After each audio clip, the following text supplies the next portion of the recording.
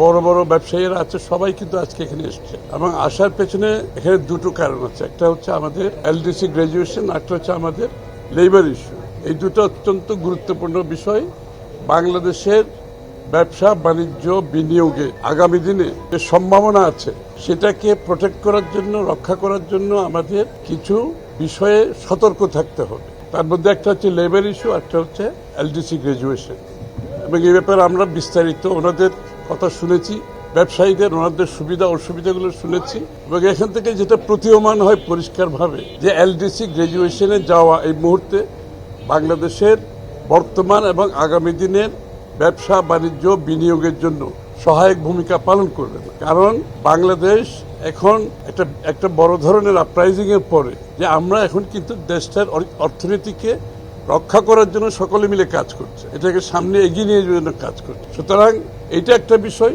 আর বিগত দিনে এলডিসি গ্রাজুয়েশনের পরিপ্রেক্ষিতে যে স্ট্যাটিস্টিক্সগুলো দেওয়া হয়েছিল এগুলো প্রশ্নবিদ্ধ আছে।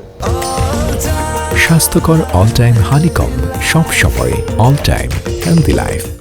তো সবকিছু মিলিয়ে বাংলাদেশের ভবিষ্যৎ অর্থনীতি, বিনিয়োগ, ব্যবসা বাণিজ্য যদি আমরা অব্যাহতভাবে এগিয়ে যেতে চাই, যে নতুন বাংলাদেশের স্বপ্ন আমরা দেখছি, তাহলে এই মুহূর্তে এলডিসি গ্রাজুয়েশনটা আমাদের স্থগিত রাখার জন্য সবার আমরা আলোচনা করেছি। এই মুহূর্তে স্থগিত রাখার প্রয়োজনীয়তা আছে এবং এই ব্যাপারে ওনাদের এটাও মতামত দিয়েছেন যে এই সরকার বর্তমানে যে এলডিসির বিষয়ে একটা চিঠি দেওয়া দরকার ইউএনকে, জাতিসংঘকে, যে কি এটার বাংলাদেশ সত্যিকার অর্থে এখন রেডি আছে কিনা, এই মুহূর্তে রেডি আছে কিনা, যে বর্তমান সরকারকে অনুরোধ করা হচ্ছে তারা যাতে চিঠি দেয় এবং ইউএনের রিপ্রেজেন্টেটিভরা এখানে এসে সরেজমিনে দেখে বাংলাদেশের রেডিনেসটা আছে কিনা এটা প্রত্যক্ষভাবে দেখার প্রয়োজনীয়তা আছে। আর দ্বিতীয়ত লেবার ইস্যুতে যে বিষয়গুলো আছে ওনারা বিস্তারিত বলবেন।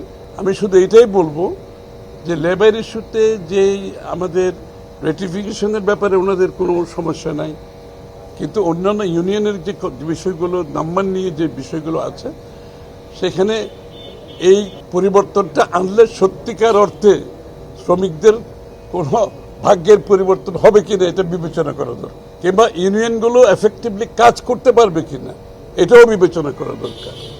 কারণ এইগুলো বিবেচনা না করে তাড়াহুড়া করে যদি সিদ্ধান্ত নেওয়া হয়, তাহলে আগামী দিনে একবার যদি একটা ব্যাড মেসেজ যায় দেশের ভিতরে, দেশের বাইরে, এটা থেকে বেরিয়ে আসা খুব কঠিন হবে। নির্বাচনের বিষয়ে না, নির্বাচনের বিষয়ে তো শুধু বাংলাদেশের ব্যবসায়ী নয়, বাংলাদেশে যারা ব্যবসায়ীটা আছেই, বিদেশি বিনিয়োগকারীরা আছে, আগামীতে যারা বিনিয়োগ করতে চাচ্ছে, সকলে একটার কথা যে সকলে নির্বাচনের অপেক্ষায় আছে। একেবারে পরিষ্কার ভাষায় বলছে তাদের সমস্ত সিদ্ধান্ত স্থগিত রেখেছে নির্বাচন না হওয়া পর্যন্ত এবং নির্বাচনের পরবর্তী সময়ে তাদের যে বিনিয়োগের বিষয়টা বাংলাদেশের ব্যবসায়ী এবং বিদেশিরা সকলে অপেক্ষা করছে একটা নির্বাচনের পরে তারা সিদ্ধান্ত নিয়ে বাংলাদেশে বিনিয়োগ করতে। অনেকের উৎসাহ আছে, কিন্তু সবাই অপেক্ষা করছে নির্বাচনের জন্য।